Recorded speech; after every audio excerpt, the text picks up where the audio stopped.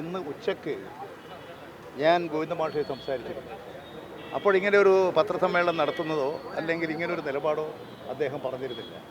അദ്ദേഹത്തോട് വ്യക്തമാക്കിയിട്ടുണ്ട്, പാർട്ടിയുടെ നിലപാടിതാണ്, നിങ്ങൾ ആ നിലപാടിനോടൊപ്പം നിന്ന് കാര്യങ്ങൾ കൈകാര്യം ചെയ്ത് പോകണം. ആ അഭ്യർത്ഥനയും കൂടി നടത്തിയിട്ടാണ് അദ്ദേഹം പോയത്. എല്ലാം ഇപിയോട് തുറന്ന് പറഞ്ഞു.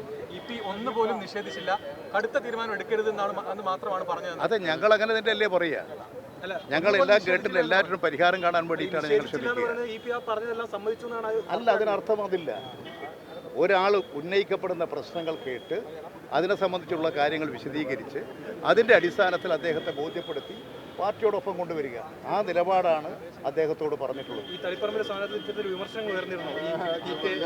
ഞാൻ പറഞ്ഞു എല്ലാ കാര്യങ്ങളും ഇപ്പൊ ജയരാജൻ പറഞ്ഞില്ലേ. നിങ്ങൾ ചോദിച്ചിരിക്കുന്ന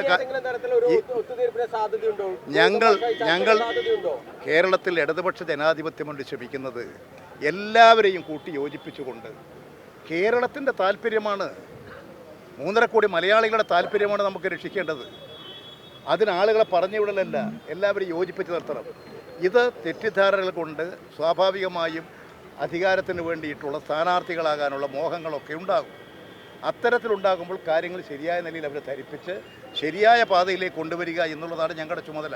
ആ ദൗത്യം ഞങ്ങൾ നിർവഹിച്ചുകൊണ്ടിരിക്കുന്നുണ്ട്. ആ ദൗത്യം നിർവഹിച്ച് പല മാറ്റങ്ങളും വരുത്താൻ കഴിഞ്ഞിട്ടുണ്ട്. ഇത്തരം ഒരു നിലപാടിലേക്ക് അദ്ദേഹം പോയത് വളരെ വളരെ വളരെ വളരെ തെറ്റായിട്ടുള്ള നിലപാടാണ്. കാരണം ഞാൻ ഉച്ചയ്ക്ക് സംസാരിച്ചിട്ടതിന് ശേഷം പിരിഞ്ഞതാണ്. പക്ഷേ ഇങ്ങനെ പിന്നീട് ഞാൻ അദ്ദേഹത്തെ വിളിക്കുമ്പോൾ അദ്ദേഹം പ്രസ് ക്ലബിൻ്റെ മുകളിൽ എത്തിക്കഴിഞ്ഞിരിക്കുന്നു എന്നാണ് പറഞ്ഞത്. ഏതായാലും അദ്ദേഹം ചെയ്തത് ശരിയായില്ല, തികച്ചും തെറ്റായിട്ടുള്ളൊരു നടപടിയായി. കമ്മ്യൂണിസ്റ്റ് പാർട്ടി, മാർക്സിസ്റ്റ്, ഇടതുപക്ഷ ജനാധിപത്യ മുന്നണി കൂടുതൽ ശക്തി പ്രാപിക്കണം. ഇന്ന് ജനം ആഗ്രഹിക്കുന്നതാണ്. കേരളത്തിൻ്റെ മാത്രമല്ല, ഇന്ത്യയുടെ ദൗത്യമാണത്. ഇടതുപക്ഷം ദുർബലമായ കേരളം തകരും, കേരളം നശിക്കും, കേരളം ഉണ്ടാകില്ല. അതുകൊണ്ട് തന്നെയാണ് ജനങ്ങൾ ഇഷ്ടപ്പെടുന്നത്. ആ മുന്നണിയെയും പ്രസ്ഥാനത്തെയും ശക്തിപ്പെടുത്താൻ എല്ലാവരും കൂടി ശ്രമിക്കുക എന്നുള്ളതാണ് ഞങ്ങൾ ശ്രമിച്ചുകൊണ്ടിരിക്കുന്നത്. എല്ലാ കാര്യങ്ങളും നിങ്ങൾ ചോദിച്ചതിനെല്ലാം ജയരാജൻ മറുപടി പറഞ്ഞില്ല.